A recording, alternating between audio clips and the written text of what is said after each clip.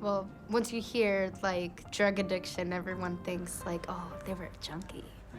People look down on us. They just want us not in their school districts. Like, they don't want us hanging around with their kids. When you take a drug addict and you put them alone, they're gonna do more drugs. Michelle, it is so great to have you here with me this morning to talk more about the opioid epidemic.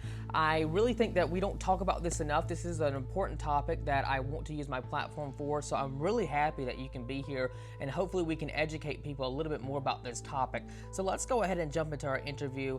So the COVID crisis has really made the opioid crisis even worse, as people suffering from addiction delayed treatments and additional people are turning now to substance abuse. Why do you think so many turn to doing these hardcore drugs in life, and how can we as a society help these people that choose to go this route in life?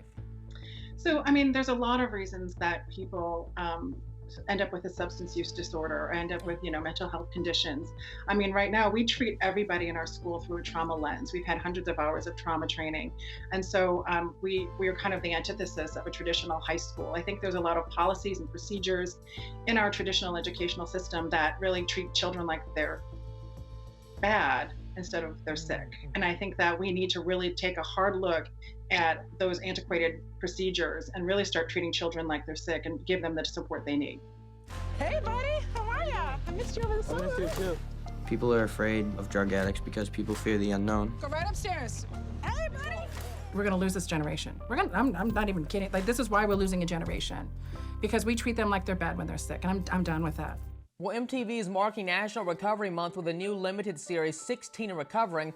The 4-part docuseries follows 9 students at North Shore Recovering High School grappling with addiction against the backdrop of the opioid epidemic. Talk with us a bit more about the series and how we can learn from this special.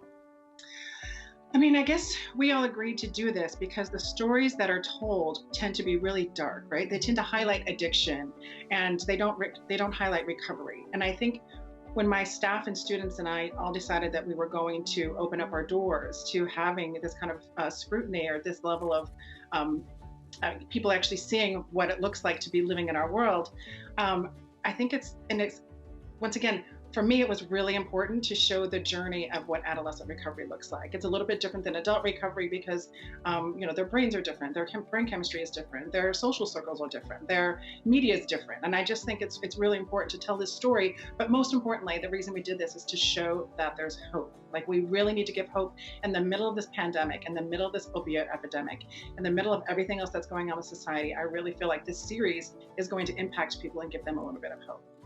Traditional education is built for the needs of the masses, right? It's built for students who can. What happens when those kids can't? Because they have untreated mental health and substance use disorders.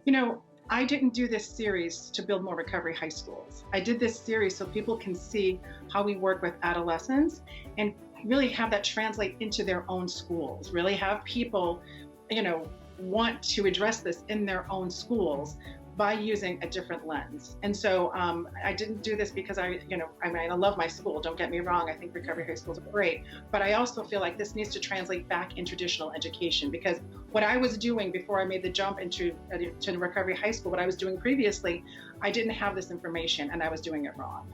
And so I really want to give permission for people in their school systems who are working in public school systems as well to really think about this differently.